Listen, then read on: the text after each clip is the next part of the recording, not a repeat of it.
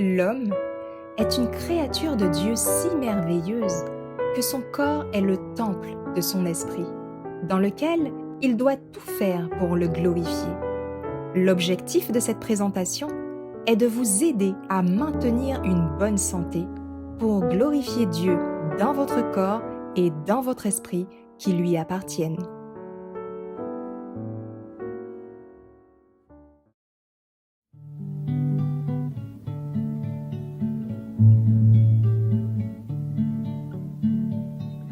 Pécheur,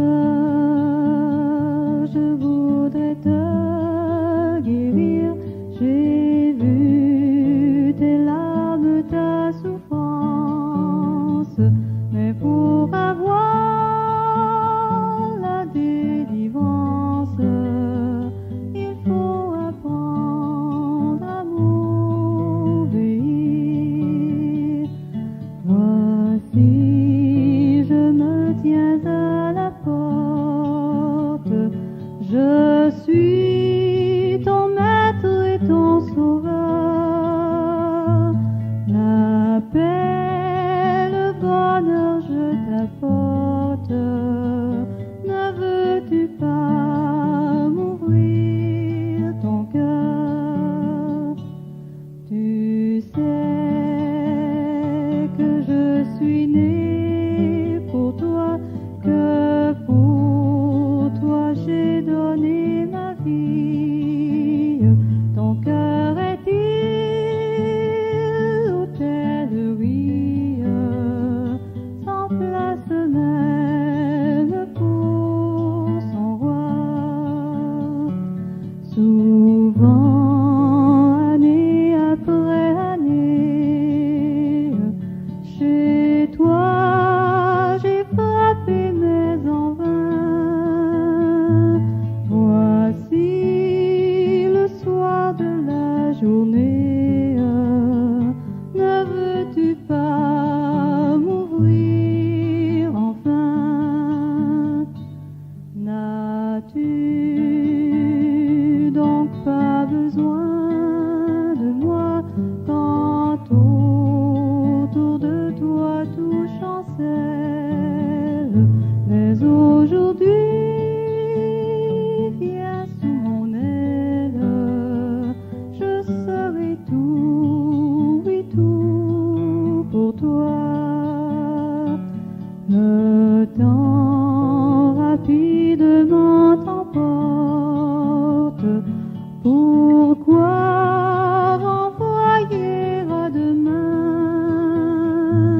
Trop tard, un jour devant ma porte, tu frapperas peut-être en vain. Si tu n'as pas besoin de moi, écoute, obéis sans comprendre. Jusqu'à quand devrais-je attendre? Ton Seigneur a besoin de toi. Voici, je me tiens à la porte, je suis ton maître et ton sauveur. La paix, le bonheur, je t'apporte. Ne veux-tu pas m'ouvrir ton cœur? Pour commencer, nous allons prier. Père éternel, permets que ce moment que nous allons avoir puisse se dérouler pour ta gloire et selon ta volonté. Aide-nous, Père, à retenir ce que nous allons voir ensemble. Nous avons besoin de ta présence, Père, car sans ton aide, nous ne pouvons rien faire de bon. Et nous t'avons prié au nom de Jésus. et pour ta gloire. Amen. Alors, maintenant, nous allons vous rappeler les 2 versets de base de ce moment. En premier lieu, Psaume 119, versets 9 à 11, puis 3 Jean 2. Psaume 119, versets 9 à 11. Comment le jeune homme rendra-t-il pure sa voie? C'est en y prenant garde selon ta parole. Je te cherche de tout mon cœur, ne me laisse pas égarer loin de tes commandements. J'ai serré ta parole dans mon cœur, afin de ne pas pécher contre toi. Amen. 3 Jean 2. Bien-aimé, je souhaite que tu prospères à tous égards et sois en bonne santé, comme prospère l'état de ton âme. Amen. Anatomie et physiologie, chapitre 39. Cavité buccale. Partie 1. Structure de la cavité buccale. Les aliments passant dans la cavité buccale sont mâchés par les dents et partiellement digérés par la salive, sécrétés par les glandes salivaires lors de la déglutition. Le bol alimentaire est dirigé dans l'œsophage par l'épiglotte qui se replie pour bloquer la trachée. Partie 2. Cavité buccale. Les principales structures de la cavité buccale regroupent les dents, la langue et les palais durs et mous. Dents, langue, palais dur, palais mou. Partie 3. Mastication et déglutition. La digestion débute dans la cavité buccale lorsque les glandes salivaires, les dents et la langue œuvrent afin de dégrader les aliments de petites masses pouvant être avalées. Le mouvement de la mâchoire permet aux dents de broyer la nourriture. La salive sécrétée par les glandes salivaires favorise le processus mécanique et chimique de digestion. La langue rassemble les aliments mâchés en une petite masse, puis la déplace vers l'oropharynx. Les étapes suivantes sont involontaires. Le bol alimentaire passe dans le pharynx, l'épiglotte ferme la trachée, et les mouvements péristaltiques acheminent le bol alimentaire dans l'estomac. Partie 4. Fonction des structures de la cavité buccale. Dans la cavité buccale, la nourriture est mécaniquement dégradée par la mastication. Les dents broient les aliments et la langue manipule en un bol alimentaire pouvant être avalé. La salive, provenant des glandes salivaires, initie la digestion chimique. Cavité buccale, dents, langue, glandes salivaires. Partie 5. Dents. Chez l'adulte, les 32 dents sont disposées selon une arcade supérieure et une arcade inférieure qui broient les aliments lors de la mastication. Arcade supérieure, arcade inférieure. Partie 6. Arcade supérieure. Il existe 5 types de dents, les incisives centrales, les incisives latérales, les canines, les prémolaires et les molaires. Les canines et les incisives affûtées coupent et déchirent la nourriture, tandis que les molaires, dont le sommet est plat, servent à écraser et broyer les aliments. Incisive centrale, incisive latérale, canine, prémolaire, molaire. Partie 7. Arcade inférieure. Il existe 5 types de dents, les incisives centrales, les incisives latérales, les canines, les prémolaires et les molaires. Les canines et les incisives affûtées coupent et déchirent la nourriture, tandis que les molaires dont le sommet est plat servent à écraser et broyer les aliments. Incisive centrale, incisive latérale, canine, prémolaire, molaire. Partie 8. Coupe transversale d'une dent. Les dents sont fixées sur le maxillaire, arcade supérieure, ou le mandibule, arcade inférieure, et se rejoignent pour broyer la nourriture. Une dent est composée en grande partie de dentine, une substance ressemblant à de l'os, et entourant la cavité pulpaire. La couronne de la dent se trouve au-dessus de la gencive. Le collet est implanté dans la gencive, au-dessus de l'os de la mâchoire. Et la racine se situe dans le processus alvéolaire de l'os de la mâchoire, au niveau de la couronne de la dent. La dentine est recouverte d'émail. le tissu le plus dur du corps. Au niveau de sa racine, elle est recouverte de créments. Des vaisseaux sanguins et des nerfs alimentent et innervent la dent, passant par le canal radiculaire et rejoignant la cavité pulpaire. Partie 9. La langue. La langue est un muscle de la cavité buccale dont les mouvements sont contrôlés par les muscles extrinsèques qui l'entourent. Ce sont également ces muscles qui la fixent au squelette. La langue, muscle extrinsèque de la langue. Partie 10. La langue. Les proéminences situées sur la surface de la langue portent le nom de papilles, contiennent des bourgeons gustatifs. Des projections ressemblant à des poils situés sur des bourgeons gustatifs agissent comme des récepteurs sensoriels.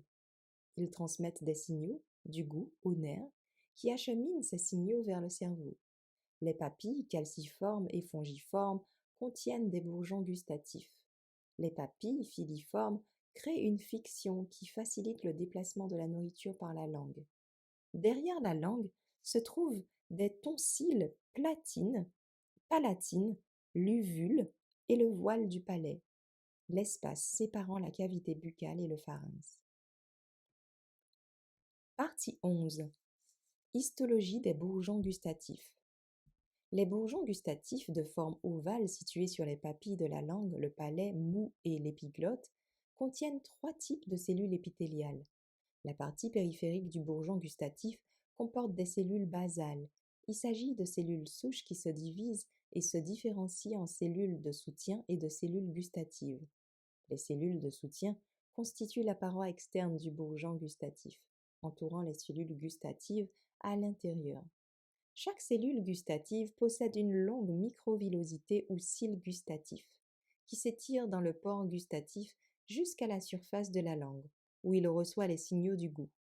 Étant donné que les cellules de soutien et les cellules gustatives sont régulièrement exposées aux aliments chauds et à la friction, les cellules basales doivent produire de nouvelles cellules pour les remplacer, et ce, environ tous les 10 jours. Cette diapositive montre les bourgeons gustatifs dans une courbe verticale de la langue. Partie 12. Glandes salivaires. Les glandes salivaires regroupent les glandes parotides, les glandes sous-mandibulaires et les glandes sublinguales. Les canaux parotidiens acheminent la salive en provenance des glandes parotides vers la cavité buccale, et les canaux sous-mandibulaires transportent la salive issue des glandes sous-mandibulaires et sublinguales. Glandes parotides, canaux parotidiens, glandes sous-mandibulaires, canaux sous-mandibulaires, glandes sublinguales. Partie 13. Histologie de la glande salivaire. Les glandes parotides de forme triangulaire correspondent à des glandes tubulo-acineuses composées exocrines paires situées en position antéro-inférieure par rapport aux oreilles. Ces glandes sont composées d'acinis séreux. Il s'agit d'amas de cellules séreuses qui entourent de petits canaux. Les cellules séreuses produisent une salive aqueuse constituée d'ions et de protéines telles que l'alpha-amylase salivaire qui décompose les amidons. La salive produite dans chaque glande parotide passe dans ces petits canaux et se dirige vers l'un des canaux parotidiens qui se déverse dans les vestibules de la bouche. La diapositive montre les acinis séreux et les canaux dans une glande parotide.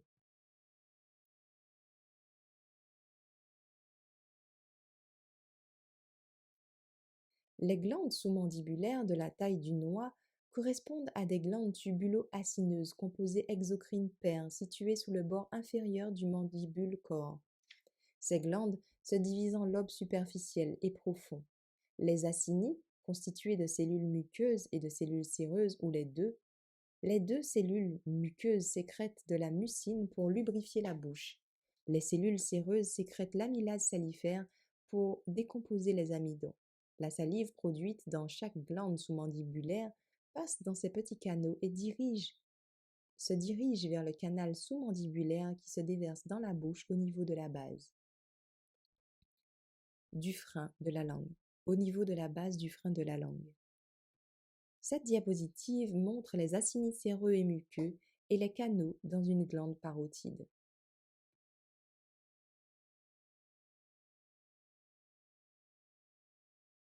Les petites glandes sublinguales en forme d'amande correspondent à des glandes tubulo-acineuses composées exocrines paires, situées sous la langue en position antérieure par rapport aux glandes sous-mandibulaires.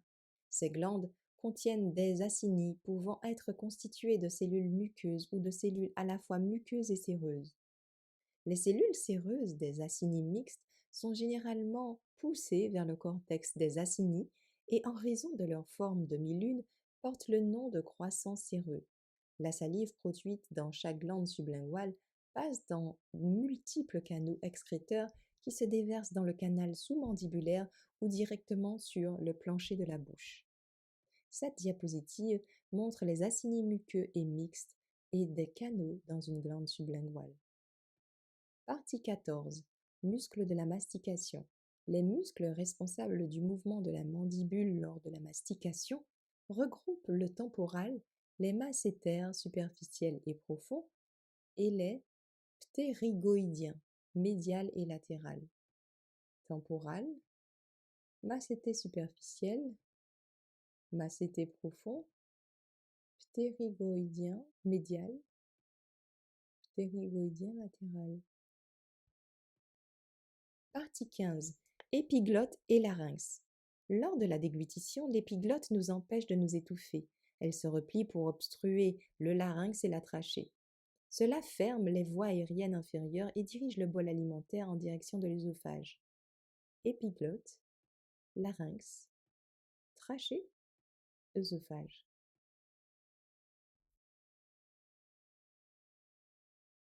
Résumé. Partie 1. Structure de la cavité buccale. Les aliments passant dans la cavité buccale sont mâchés par les dents et partiellement digérés par la salive. Partie 2. Cavité buccale. Les principales structures de la cavité buccale regroupent les dents, la langue et les palais durs et mous. Partie 3. Mastication et déglutition. La langue rassemble les aliments mâchés en une petite masse. Partie 4. Fonction des structures de la cavité buccale. Dans la cavité buccale, la nourriture est mécaniquement dégradée par la mastication. Partie 5. Dents. Chez l'adulte, les 32 dents sont disposées selon une arcade supérieure et une arcade inférieure qui broient les aliments lors de la mastication. Partie 6. Arcade supérieure. Les canines et les incisives affûtées coupent et déchirent la nourriture, tandis que les molaires dont le sommet est plat servent à écraser et broyer les aliments. Partie 8. Coupe transversale d'une dent. Les dents sont fixées sur le maxillaire, arcade supérieure, ou le mandibule, arcade inférieure, et se rejoignent pour broyer la nourriture, au niveau de la couronne de la dent. La dentine est recouverte d'émail, le tissu le plus dur du corps. Au niveau de sa racine, elle est recouverte de créments. Partie 9. La langue. La langue est un muscle de la cavité buccale dont les mouvements sont contrôlés par les muscles extrinsèques qui l'entourent. Ce sont également ces muscles qui la fixent au squelette. Partie 10. La langue. Les proéminences situées sur la surface de la langue portent le nom de papilles, contiennent des bourgeons gustatifs. Des projections ressemblant à des poils situés sur des bourgeons gustatifs agissent comme des récepteurs sensoriels. Ils transmettent des signaux, du goût, aux nerfs, qui acheminent ces signaux vers le cerveau. Partie 11. Histologie des bourgeons gustatifs. Les bourgeons gustatifs de forme ovale situés sur les papilles de la langue, le palais mou et l'épiglotte contiennent 3 types de cellules épithéliales. Chaque cellule gustative possède une longue microvillosité ou cil gustatif qui s'étire dans le pore gustatif jusqu'à la surface de la langue, où il reçoit les signaux du goût. Partie 12. Glandes salivaires. Les glandes salivaires regroupent les glandes parotides, les glandes sous-mandibulaires et les glandes sublinguales. Partie 13. Histologie de la glande salivaire. Les glandes parotides de forme triangulaire correspondent à des glandes tubulo-acineuses composées exocrines paires situées en position antéro-inférieure par rapport aux oreilles.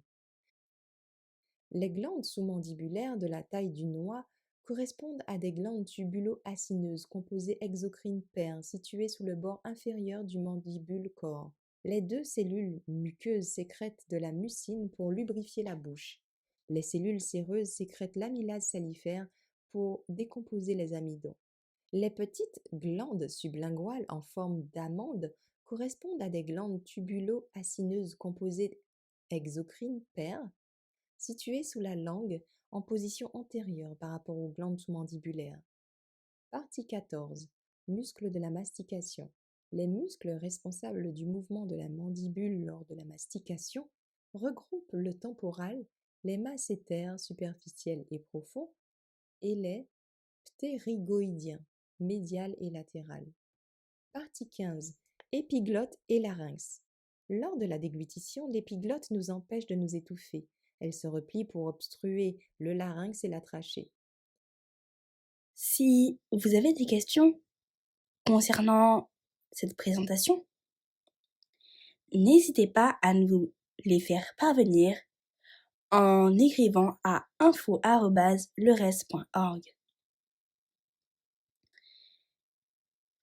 Je vous invite maintenant à vous incliner avec moi pour la prière finale. Merci Seigneur pour ce moment que nous avons passé ensemble. Merci d'avoir fait de nous des créatures si merveilleuses. Permets-nous de prendre soin de notre corps qui est le temple de ton Saint-Esprit. Bénis-nous tous. Nous t'avons prié au nom de Jésus. Amen. Merci d'avoir écouté cette présentation avec intérêt. Pour plus d'informations, consultez notre site internet lerest.org et suivez-nous sur Facebook ainsi que sur YouTube à @lerest. Vous pouvez aussi nous contacter par email à info@lerest.org ou par téléphone au +33 6 12 60 13 69.